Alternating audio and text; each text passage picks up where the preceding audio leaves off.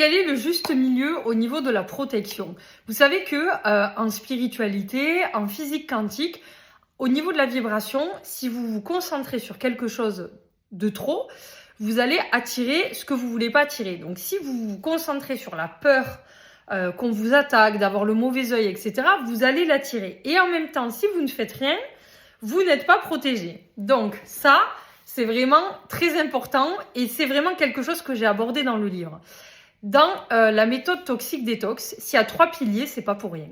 La première, c'est la purification. Je prends l'exemple dans le livre, par exemple, de quelqu'un qui aurait acheté une salade.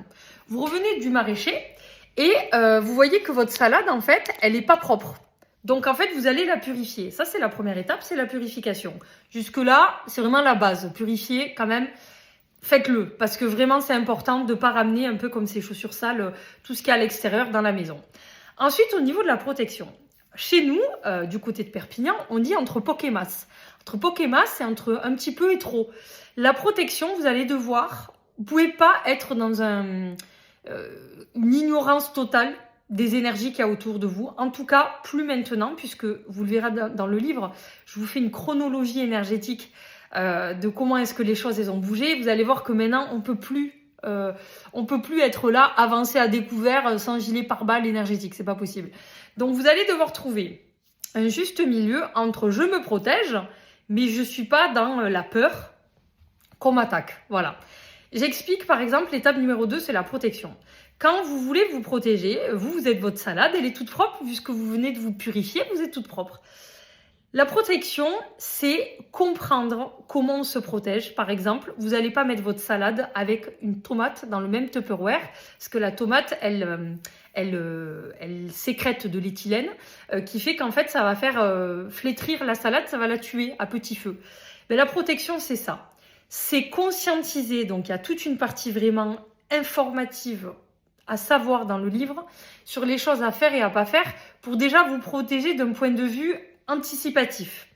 Et ensuite, vous avez tous les protocoles pour vous protéger quand vous savez que vous allez aller dans des endroits où vous allez fréquenter des personnes qui, pour le coup, peuvent vous en vouloir ou en tout cas vous amener du négatif, du mauvais œil, etc. Donc la différence, elle est là, c'est qu'il faut se protéger, pas tout le temps, pas à n'importe quel prix, pas dans un truc folie. Et c'est justement important dans ce livre, et c'est pour ça que j'en parle, le 3e pilier, c'est élever. Si vous êtes dans un frigo et que vous avez toutes les tomates qui sont dans le bac à légumes, si vous allez élever votre vibration, par exemple, vous allez mettre votre salade tout en haut, eh bien, vous n'allez plus être en contact avec ces aliments qui pourraient vous atteindre. Et la 3e partie de la méthode, c'est vraiment remonter comment est-ce qu'en fait, on se dissocie de ces gens pour que leur énergie, il y ait tellement un écart entre vous et elles qu'ils n'arrivent même pas à vous atteindre. Parce que souvent, ça se passe comme ça. Quand vous avez un écart vibratoire qui est tel que ces gens-là, ils n'arrivent même pas à vous toucher. La vérité, c'est que vous êtes trop haut.